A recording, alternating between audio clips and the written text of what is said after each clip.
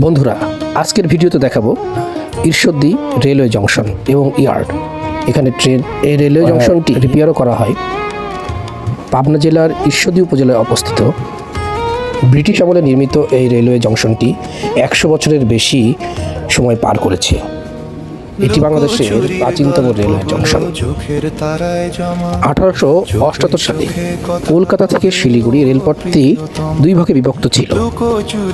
প্রথম ভাগটি ছিল পূর্ববঙ্গ রাজ্যের রেলপথ ধরে কলকাতা স্টেশন, যা বর্তমানে শিয়ালদহ, যা পদ্মা নদীর দক্ষিণ তীরে দামুকদিয়া ঘাট পর্যন্ত বিস্তৃত ছিল, যা মোট 185 কিলোমিটার।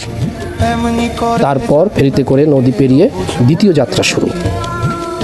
উত্তরবঙ্গ রেলপথের 336 কিলোমিটার গেজ লাইনটি পদ্মার উত্তর তীরে সারাঘাটকে শিলিগুড়ির সাথে সংযুক্ত করেছিল। এ সময় এটি ঈশ্বরদী রেল স্টেশন হিসেবেই তৈরি করা হয়। হার্ডিং ব্রিজটি নির্মাণাধীন থাকার সময় সাকল সান্তাহার ভাগটি 1910 সাল থেকে 1914 সালের মধ্যে ব্রড গেজে উন্নীত করা হয়। হার্ডিং ব্রিজটি 1915 সালে চালু করা হয়।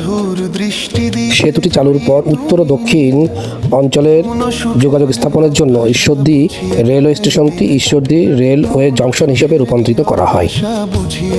জংশনটিতে 2 কিলোমিটার দীর্ঘ ইয়ার্ড এবং 17টি রেল লাইন স্থাপিত হয়। 1999 সালে বঙ্গবন্ধু সেতু নির্মাণের ফলে এই অঞ্চলের চলাচলের নতুন দিগন্ত সৃষ্টি হয়। এই নতুন দিগন্তের দ্বার খুলে যাওয়ার পরে পূর্ব অংশটি পশ্চিম অংশের সাথে সংযুক্ত করার জন্য মোট 99 কিলোমিটার রেল লাইন নতুনভাবে তৈরি করা। ডুয়েল গেজ লাইন সংযোগের ফলে একটা নতুন মাত্রা সৃষ্টি হয়। রাজধানী ঢাকার সাথে যোগাযোগ মাত্রা আরও বৃদ্ধি পায়, অনেক সহজ হয়ে যায়।